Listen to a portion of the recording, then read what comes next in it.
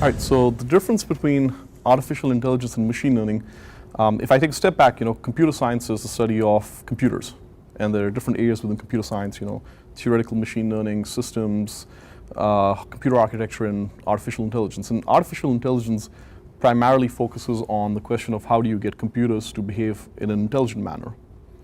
Now, you could imagine that's done in multiple ways. You could either do it using curated knowledge, and the idea there is that you have knowledge that exists based on physiology or other knowledge bases that we have access to, and you're essentially just trying to embed that into a computational system and get it to follow that logic and behave in a somewhat intelligent manner. So for example, if a temperature reading is 102, the computer can say, well, this is likely to be a case of someone having an inflammatory response, having fever, and that's the computer behaving in an intelligent manner. But again, it's based on hardwired knowledge that's derived previously.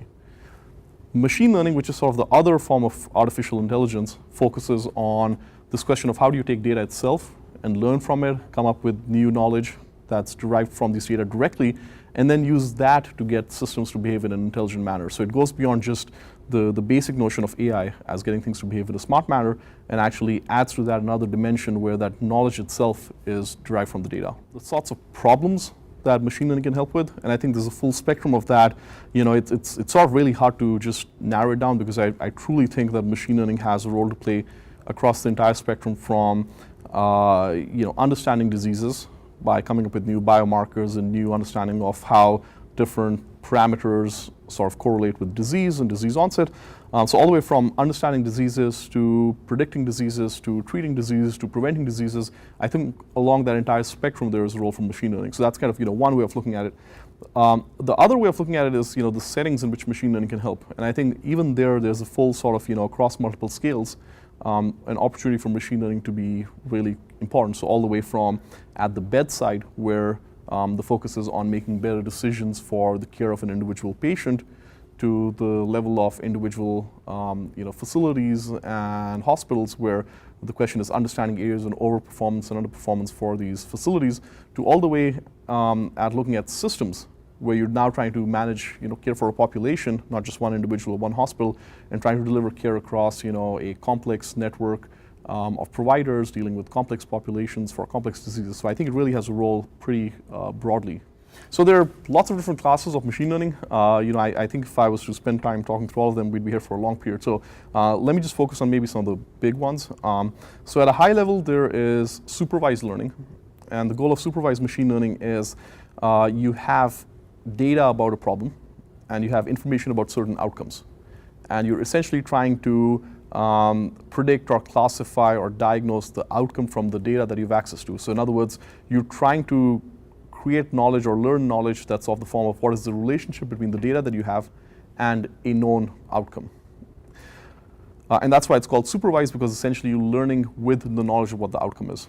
Then there's unsupervised learning, where you just basically have a bunch of data, and what's of interest is to find interesting structure in that data. It's not necessarily related to any particular outcome, but it's just, what are the interesting characteristics of it. So for example, you might be interested in what are anomalous records within a set of data that you have. And that's just basically looking at the characteristics of the data and finding unusual things within it or structure within it. It's not necessarily related to any particular outcome. There are other flavors of machine learning. There is semi-supervised learning, which is sort of in the middle, where you're trying to learn an outcome and understand what the relationship is between different parameters in data and that outcome. But in addition to having small amounts of labeled data, where for example for certain patients you might know what their outcomes are, you actually have a large volume of unlabeled data, which still helps you actually improve the process of learning from the small amount of labeled data that you have. And then there's another thing called reinforcement learning, which typically focuses on being able to sequentially interact and learn from things, and then factor that in, iteratively improve your decision making over time. So if you ask most machine learning sort of academics, they would probably classify at a high level these as kind of the 4 areas of machine learning, but there are lots of different areas that are coming around and growing. So I think there's a real opportunity, because especially when you focus on machine learning as the opportunity to derive new knowledge and new insights, I think there is a lot that we don't know about human health. There's the notion of, if you think about how we've done healthcare so far, we've focused on looking at small amounts of snapshot data in very limited settings. So we know what happens inside the hospital based on the few measurements that we collect right now, but that's just such a tiny sliver of what happens throughout the process. What happens to patients outside the hospital?